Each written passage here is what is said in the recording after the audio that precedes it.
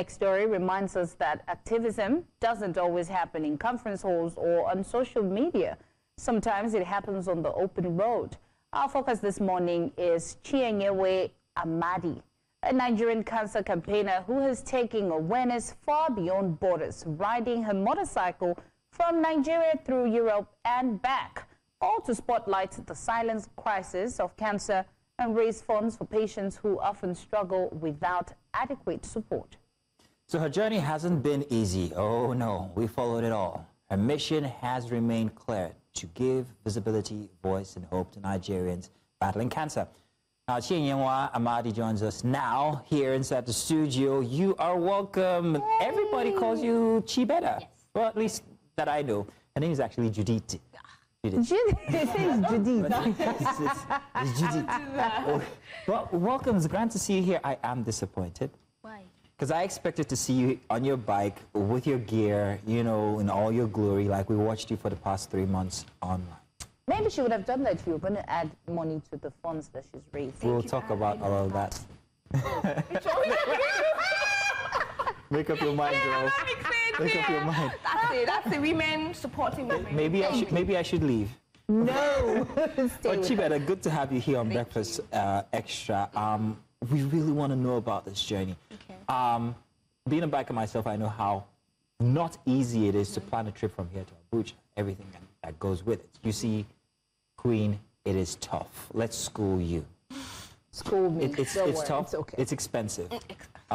So I would like to know exactly how you managed all of that. Let's start from the beginning. Why did you go on this ride, and how did you fund your ride to and through? Okay, so I wanted to do something bigger than myself. I wanted to turn my passion to purpose. I wanted to do something that would spark a conversation. I wanted to do something that would turn heads and remind people that cancer is not something that should be done in silence. That cancer is not something that should be done in silence, that it involves everyone. If one person gets cancer, the whole circle is affected one way or the other. So that's why I embarked on this journey. Okay. Yes. It was impressive. I mean, you've only been riding. I know when you started riding. Exactly, yeah. It's only been less than 4 years. Yes. She's been riding for only 4 years. I've been riding for 20. I haven't attempted what she's attempted. She's 5'2". I'm 6'2", whole 2 inches, 2 feet taller. I haven't attempted what she's attempted. She's richer than me. I'm not. Let's talk about that. Let's talk about the expense. How much did it cost you to put all of this together, and why did you decide to dedicate that cost to people living with cancer? Okay, so funds were a personal project that I planned earlier in the year, because it was a project, the funds I've been saving for a project for 2026. Okay. But as at 2024, 25, at the beginning of the year, I didn't know how to start. I didn't know how to go about it. So, you know that time in the year where you go to God in prayer and say, God, this is what I want to do. I don't know how to do it. Help me. Do you understand? So that's just when all this started. And that was when the whole idea about, I reached out to someone. So we'll go back into that topic later on. You asked how much. Yeah, what did it cost you to do this? Do I need to give specifics? No, you don't have to. No. So why it's a lot of money. There's a lot of personal funds. Because you had to purchase a bike. I had to purchase a bike because I didn't want to have issues at the Interpol borders. You know, they always check your bike to make sure it's not stolen. So I had to buy a bike from the UK and ship it down to Nigeria. And also, I had visa applications was another one people overlook. So there were visas I had to apply for earlier in the year. And also, basic logistics in terms of gears, making sure I have the right gears, making sure my bike was in top notch order, and also, what do you call it? Funds you have, cash you have to have in your pocket. So at the point in which I was leaving semi-border, I had to withdraw close to, was it £3,000? Then I'll convert it to dollars, because pounds, I'm going through Francophone countries, it's only euro they recognize, euro or dollar. So there was all so to consider as well during the... Okay, you know what, I'm so excited to hear that trans-border journey. So let's go on a quick break, and when we come back, we'll be with Chibeta, Chienyenwa. She'll continue with her tale about how she crossed 15 countries to get to Europe, all for the fight against cancer. We'll be right back after this break.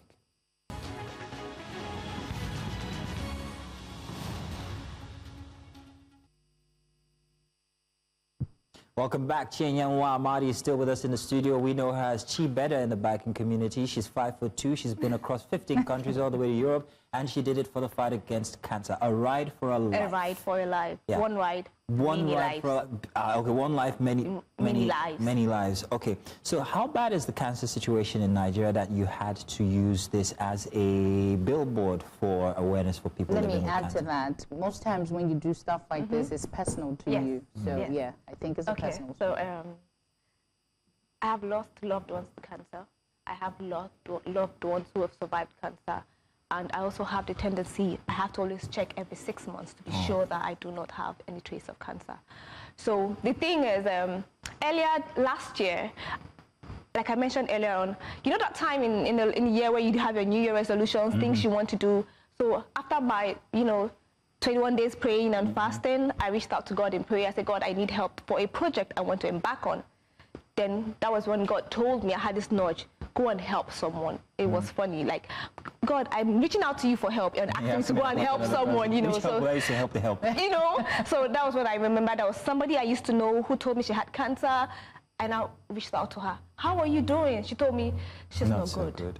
I told her what's wrong. She said she stopped chemotherapy. I said, why? She said she's out of money. I said, okay, give me details. What stage are you at? She said, she informed me. I didn't even know at the time I reached out to her, she was in her 6th month. And what it means is, if I hadn't paid for that month, the 4 chemos she has done in the past would be a waste. So she has to start all over again. Did you have to pay? I had to start funding her by myself from my personal fund. So I started paying, and I paid for the remaining. This is before your trip. This was before, exactly. That was when all this started. So I realized there were so many people like her who were going through this situation. Right. Let me give you an example. One chemotherapy session costs 350K to 500K, depending on the type of cancer being treated and at what stage it is. How much do we earn in Nigeria? And this is done every 3 weeks. How much do you think she earns? She's just, an average Nigerian don't earn that much. So that was why I realized that something needs to be done. We need to help one another. Cancer cannot be done alone and in silence. So that's why I started this journey. So now let's go back to logistics. Yes. Martino is always blaming me because I like talking about money. Yeah.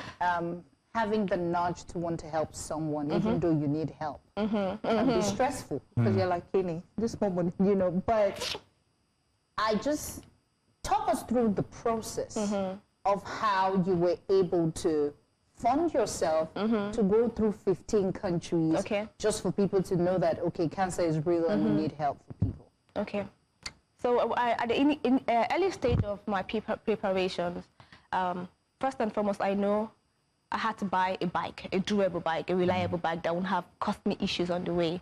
So I had to get legally. Yeah, exactly. So I couldn't rely on. I don't know the sources of the bikes now, so I had to personally get one from the UK and get it shipped to Nigeria.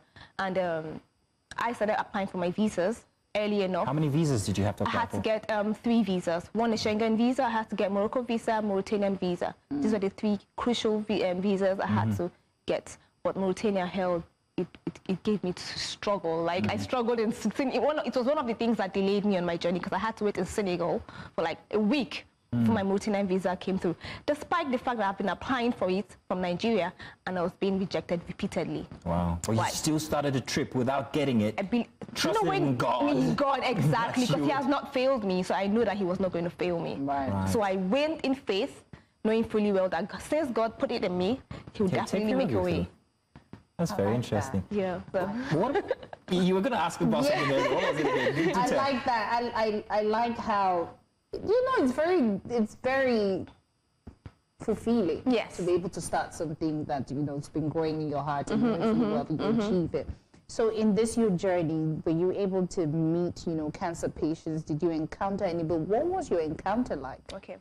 So I was sharing my stories on social media, and I found that a lot of people were reaching out to me, telling me about their journey.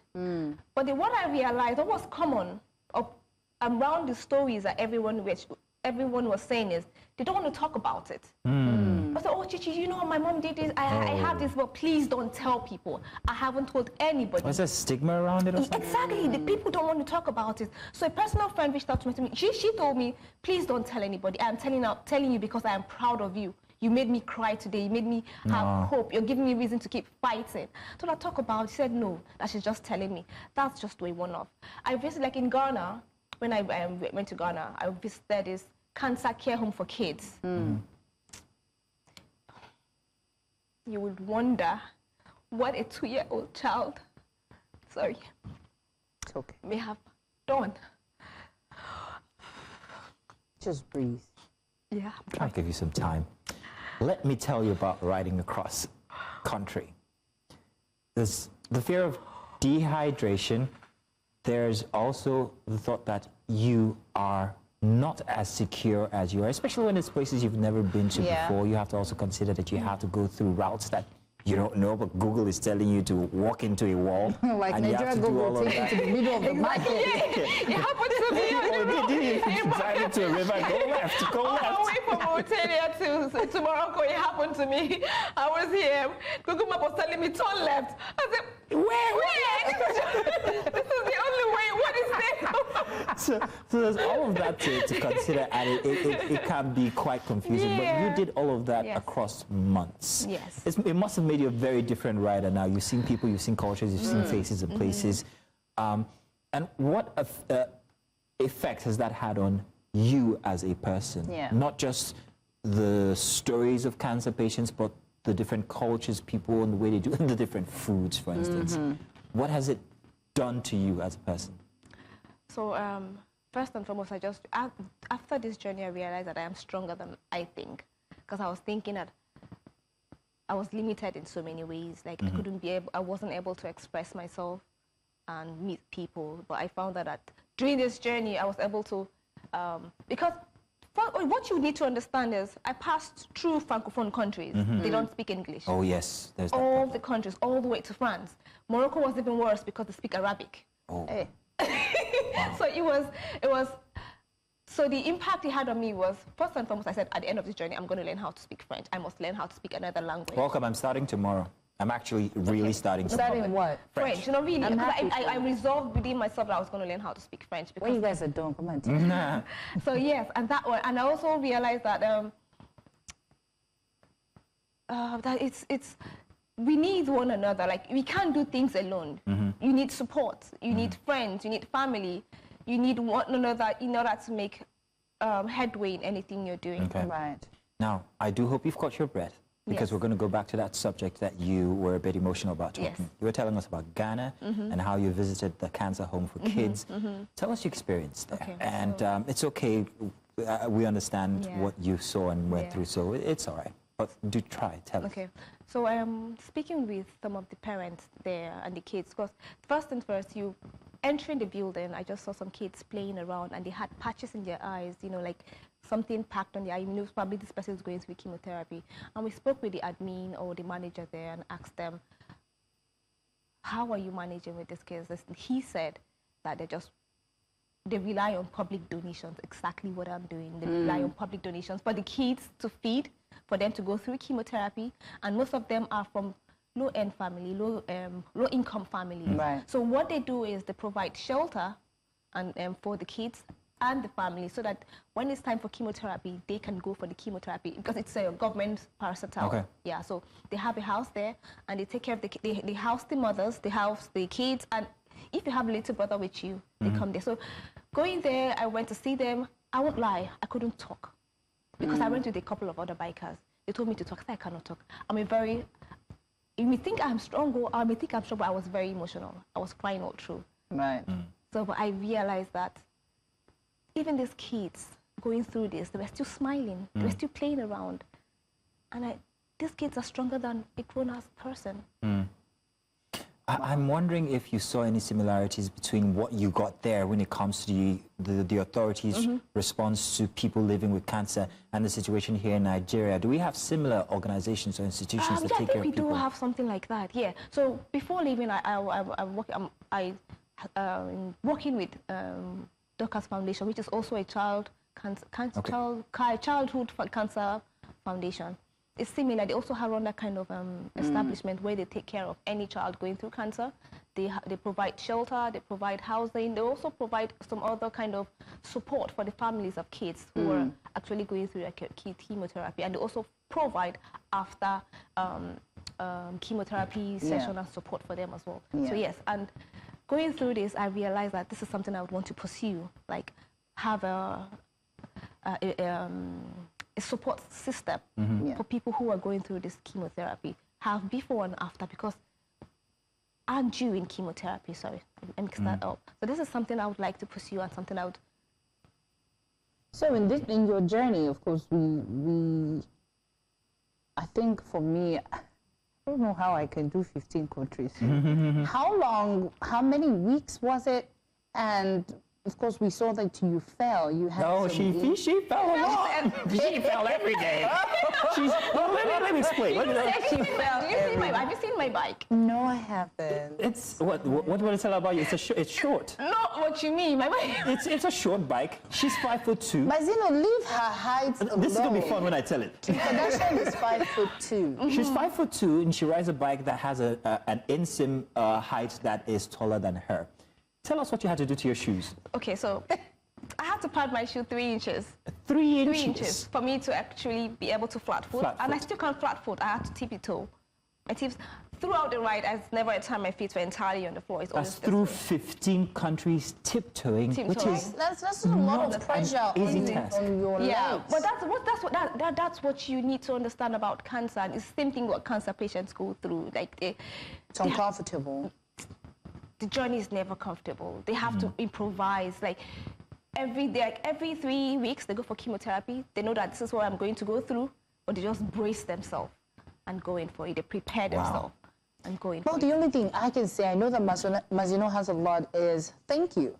Thank you for this. And I'm sure that you have a GoFundMe, and I'm sure we'll put it out there so people can actually support, because it is amazing to see people wanting to help others. Like you said, the hospital in Ghana is being funded by public people, so it's not even government, so it's just individuals like you and I trying to help. Exactly. So I do want to say thank you for this journey, and I hope that it pays off, and if it's God who sent you, definitely you're going to see the results. Of course. Amen, sister. What's your Instagram handle where we can see these videos is? Chibeda. Could you spell that out, please? CHI.BEDA. CHI.BEDA. Or if you just type Chibeda, definitely my name will pop up. And we've got many videos there and more to come about your experience. Yes, of course. So I guess you should actually go see her social media account to get some of these videos of her falling on her 3-inch high shoes. It's very entertaining and very, very experiential. You get to live the journey with Chibeda on her journey to France for... There she is! There we go. Can we find another one? I love watching them. Exactly, that's what I was. If you listen to that story, I explained that that's what cancer patients go to on a daily basis. If I didn't have that support I had at that point in time, I would be frustrated. Yeah. So same thing with cancer patients. If they don't have support at the time in which they fall, because the road is never smooth. Exactly. Right. But people were there to help me and lift me up, That's and beautiful. I continued. Strangers. Exactly. Strangers. Strangers. It's always the strangers, not the ones that you... That's another one. You had hope that they will be there for you. And Chibeda, that's it. thank you very much. Of course, we know where to find you, Chibeda on Instagram. So if you want to see most of our videos, you get to know. I'm going to go buy myself a bike. You're welcome to the community. Thank you. You're welcome. Thank you. All right.